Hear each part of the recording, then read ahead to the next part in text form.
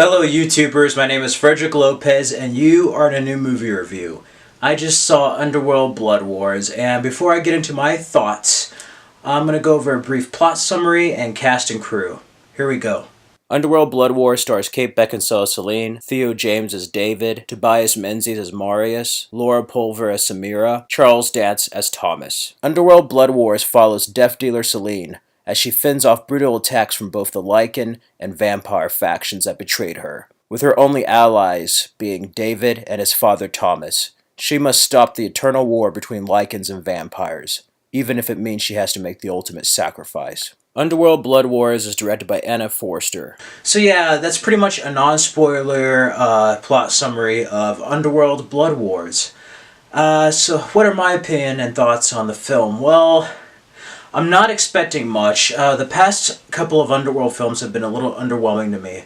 I call it the Terminator complex. You have the first two, who are directed by Lynn Wiseman. He had a hand in writing the film as well with a couple of other people, and Danny McBride doing the screenplay, and it told a complete story, much like James Cameron writing and directing Terminator.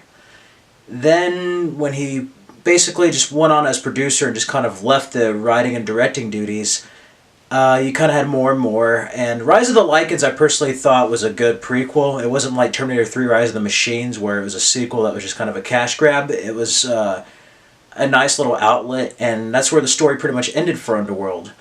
Well, once we got to Awakening and possibly this one, it became like the Terminator films, where they just started making it for the sake of making it without progressing the story any further. And that's what I was expecting from this film. However, even though this film is, in a way, a retrospective of the series so far, it does progress the story in some ways. Now, I'll go over the pros and cons. I actually like this film a lot better than Awakening. Anna Forster, the director, this is her first directing movie. She's been involved in some other movies, Independence Day, Godzilla, and a couple of others, a lot of the Roland Emmerich films. And she gives a great look to the film. It gets back to that dark and vampiric gothic look that the first two Underworld films had. It kind of has that sense of being an underworld within the regular world again. And I like it for that. Despite some of the effects, the story not being the strongest, the way it looks more grand than it actually is. And a little bit of that goes a long way. It made it look like a bigger and better movie than it actually was. And because of that, I liked it better than Awakening. It didn't feel like a 3D gimmick. You did have some moments where 3D could be good, but it felt more like a real film. It didn't feel like a 3D gimmick. It didn't feel like a video game. It felt very real. And Kate Beckinsale, as always, delivers as Celine. She's great here. I swear she's immortal. Like, she looks like she's like 10 years younger than she was in the last movie. She like never ages, really. She ages like a fine wine, and she's rough as Celine. She's been through a lot. In this one, she lost Michael, and she doesn't know where her daughter is. Her daughter left her, so like Celine is alone. And in this film, she's hunted by not only vampires but also Lycans. So like she's just getting it from all ends, and it really adds a predicament for her character at the start of the film. Her only two allies are Theo James' character David and Charles Dance's character, which is his father, and they're shining lights in this. I didn't really care for Theo James' character, and originally before Kate Beckinsale came back, it was going to be like a spin-off film with just him. Well, in this one, he gets a larger role. I like his character of David a lot better in this film, and also they give him a larger, more important role that I won't get into because it's spoilers, but it has something to do with the first Underworld film and certain characters and elders. And I really like the direction they took his character in. It actually has somewhat of importance that you actually care for him, and he has a good place too, where now, knowing who he is and his place in this Underworld universe, I wouldn't mind seeing a spin-off film or a sequel with just his character, with the way things are left off. Charles Dance is a lot better in this. You can tell they gave him better vampiric fangs, or maybe he's just comfortable with them. He's great as always. It's a really great performance from him, and the film could use just a little bit more of him. Tobias Menzies as a villain is fantastic. This is an Underworld film that actually has a villain again. It's probably one of my favorite villains since Lucian and Marcus. Like, it's an actual villain. It's not like the pharmaceutical guy and his son and the other one. Like, this is a guy who's basically organized the Lycans and is a leader.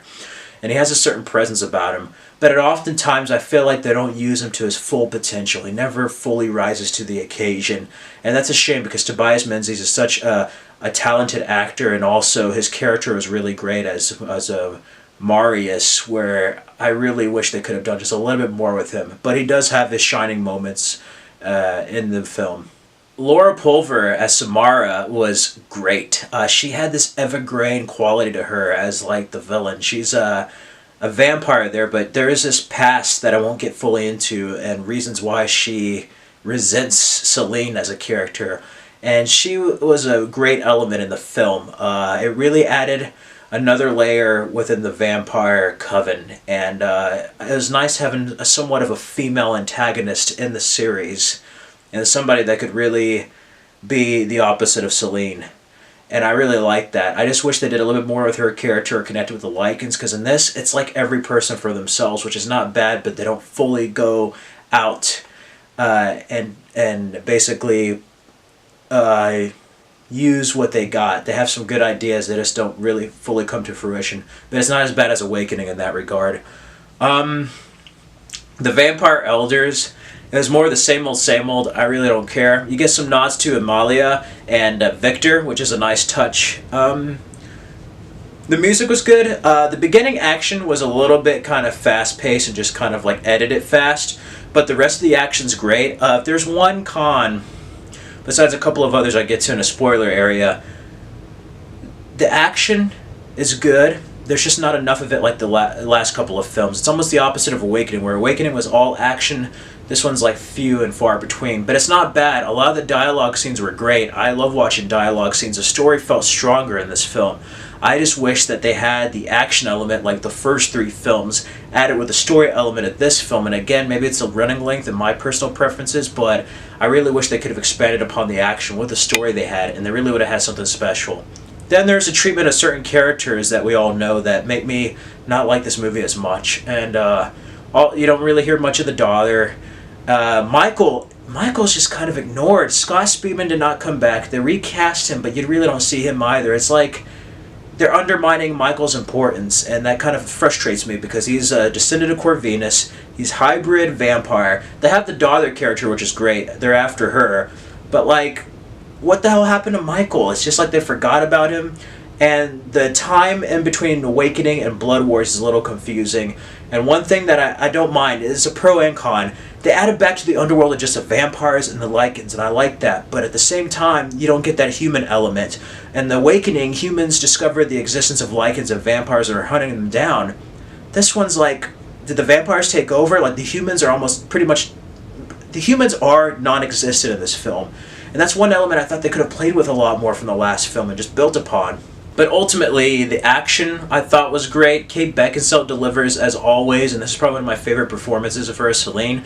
She seemed more into it this time than the last movie, and maybe that's because of all the 3D gimmicks. This one feels like it's an actual film, and again, with Anna Forster's directing, really adds a lot of like scope and just vision to the project. It feels grand again. It felt dark and gothic like the first two Underworld films. And unlike the Resident Evil franchise, Underworld actually feels like it's trying to retain its roots. I like Laura Pulver and Tobias Menzies as their characters, as like the antagonists of the film. They don't work together entirely, but I do like their roles. They really add a lot to the film, and they're interesting characters at that. I actually care about them. I think they're good villains. Something about them. Charles Dance is great for the limited time he's giving. What's his name? Theo James as David. I like his role a lot better in this. He's given more importance in a larger role. And Celine, again, as always. And I like some of the vampiric qualities. It feels like Blood Rain and Legacy of Kain, again, like the vampiric and gothic elements of the first two. But But at the same time, I really don't care about some of the elders, because they're like, I know there's different covens, but I'm like, I thought they killed all the elders in the first one, and I know there's separate covens, but I'm just like, why should I give a care about these old aristocrats? But I did like that. Speaking of that, you really get to see the paradigm shift between the Lycans and vampires, of them being aristocratic people, and then werewolves almost being like the common man versus the aristocrats. So there's a little bit of subtext in there in the film. But yeah, my pros: good soundtrack, the action was great where it was, the performances I thought were strong, the visual cinematography and directing. The cons were that it moved a little fast and a little slow. There's certain moments I could have added in, there's certain moments I could have taken away. And then the treatment of some of the characters. I feel like they really undermined Michael's importance, and that really just kind of ticked me off in a way. And I'll go into that in my spoiler section in a bit, but ultimately, besides the effects, I just thought it could have gone on a bit longer, but Anna Forster did a great job, and this is a better Underworld film, in my personal opinion, than Underworld Awakening. Regular moviegoers, you may or may not like it. It'd be better than you expected, but yeah, I wouldn't really highly recommend this unless you're a fan of the Underworld series. And I personally liked it better than Awakening, so for that, I think it's better than Awakening, and probably more on par with the first three, or at least the first two. It was my favorite with Kate Beckinsale since Underworld Evolution, and that surprised me. I was not expecting much. I just wish that they've explored more and expanded upon the stuff that was built in Underworld Awakening, just a little bit more along with the stuff that they have in this film. Anyway, I feel like giving it a 3 out of 5. It's an okay film. It's not the best film.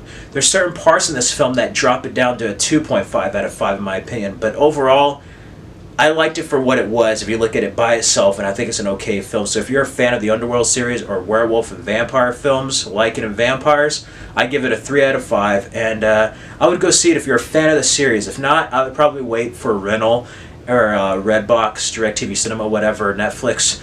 Wait for it if you're not a fan or haven't seen any of the Underworld series. But if you have, it's been getting really mixed reviews, but me personally, I liked it better than Awakening. Nothing's going to get to the first 2 or 3 films, much like the Terminator series now, but as long as it was better than Awakening, that's all I cared about, and I found it better than Awakening in some parts. And it kind of brought it back to the simple formula of just Lycans versus vampires, and the simplicity of that really added to the film.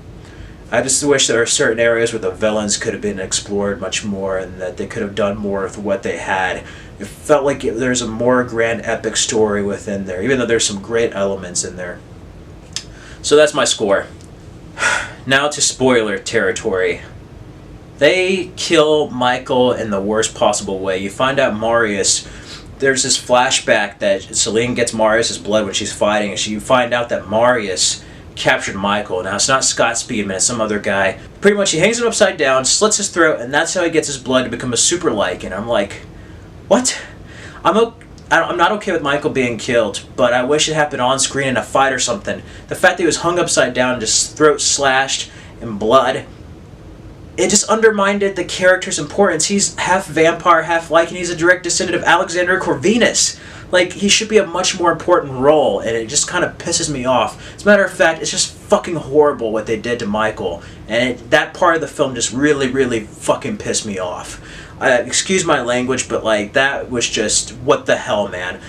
Scott Speedman did not want to come back. What? Was it a jab at the actor? I don't know, but they should have even recast him. I mean, they should have just recasted him. I'm like, nobody... I mean, people notice it, but I'm like, yeah, freaking Don Cheadle recast as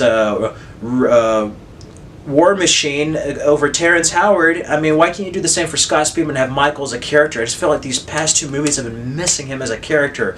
And even though it does have some great ideas and great moments, ultimately it's not the Underworld film I wanted to see after seeing the end of Underworld Evolution. You could play a lot more of the werewolves and vampires going against each other, joining sides, having relationships, just every person for themselves, and the covens and disarray and chaos. There's so much more that they could have been played with that, and that upset me.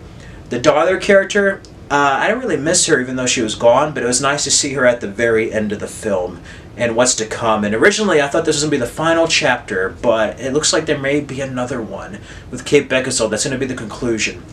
My only hope for the Underworld series is that they can get Lynn Wiseman back either as a writer or director end it the right way and just have a grand, balls to the wall, tour de force of a conclusion.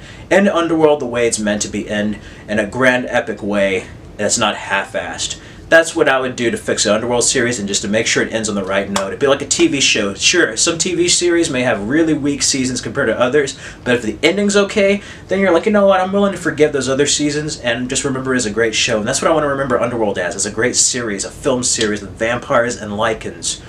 I did also like that Amira was the mother of Theo James' character David. That was a neat twist and further his importance. The Norse coven was really strange. It added another element to the Underworld universe, but also it got really fantasy to the point where this series, even though it has supernatural elements, has been a grounded series, and that kind of took it a step further. So I also want the next one to end before it gets too crazy. Luckily, unlike Fast and Furious and Resident Evil, Underworld has retained its roots and felt like an Underworld film. So yeah, I just hope they have a stronger story. Just take their time and maybe go over 2 hours. I'm tired of the 80, 90-minute movies. Like, seriously, go over 2 hours like the first two films, and you'll be great. But I did not like what they did to Michael's character at all. I like the relationship between the redhead vampire hunter. I like the relationship between the redhead hunter, death dealer, with Tobias Menzies' Marius. That was a cool twist. It reminded me of Lucian in them and what he wanted to do. But ultimately, I thought it would have been a better film if Laura Pulver and Tobias Menzies were having a relationship to basically rule everything over the vampires and lichens. That would have made the film a lot more interesting. Marius already killed Michael. She has a vendetta against Selene and just resents her. So, like, it would have been a perfect setup. And maybe have Michael in there. Even if they kill him off, just have Michael as a character with a daughter. Just like, they could have just gone so much more with it. But ultimately, I find it to be an okay movie. And if you're a fan, yeah, go see it. And I hope you don't watch a spoiler before seeing the film, because, like, yeah. But there's been a lot of bashing towards this film, and it's not the best film ever, but it's better than the last Underworld, and for a fan, that's all I asked for. So, if you're a fan, I would cautiously be optimistic. Just go see it, and take it with a grain of salt.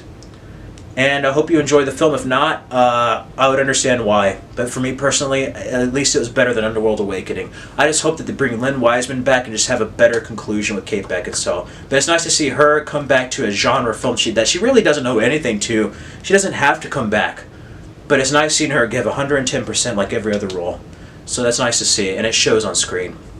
Anyway, that's my thoughts of Underworld Blood Wars. Feel free to comment, like, subscribe.